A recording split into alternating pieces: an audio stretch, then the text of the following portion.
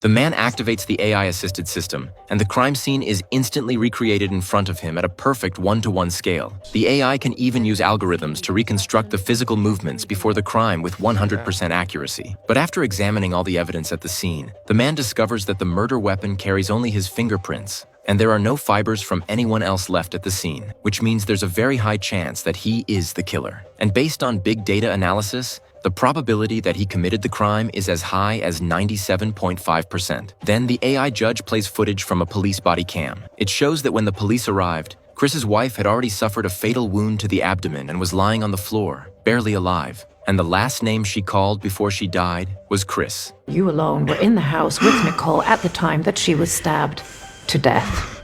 You're lying to me. According to the surveillance footage collected by the judge, at 8:51 a.m., Chris arrived at work. But he never got out of the car. Instead, he drove straight back home. When his wife saw him, she quickly ran into a room and locked the door. And Chris seemed completely out of control, pounding on the door again and again, demanding that she open it. They had recently been going through a divorce. His wife repeatedly warned him not to try to come inside. I have keys in the truck.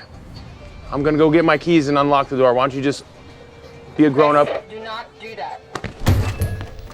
Chris punched the camera down with one hit, then went to the truck, grabbed the keys, and forced his way into the house. He stayed inside the room for a total of 26 minutes. About half an hour later, their daughter came home and found that her mother was already dead. After the daughter called the police, officers investigated the scene. The wife had been stabbed to death, and the killer's dominant hand was the right hand. The stab wound pierced her liver, which is what caused her death, and fresh traces of the wife's blood were found on the clothes Chris was wearing that day. So all of this basically confirms that Chris was the killer. At 11:40 after the murder, Chris went to a bar to drink himself numb. By the time the police arrested him, he was already completely drunk. He resisted arrest and went crazy inside the bar. In the end, the police had to strike him on the head with a baton before they could arrest him. Because of the alcohol and the blow to the head, that's why when Chris woke up, he seemed to have lost part of his memory. But as a cold and emotionless AI judge, every piece of evidence it presents is treated as absolute fact. There is no chance of it being falsified. Chris has only 1 hour and 24 minutes left to defend himself. If he cannot lower the probability of his guilt to under 92%, the ultrasonic device behind the judgment chair will be activated immediately and execute him on the spot.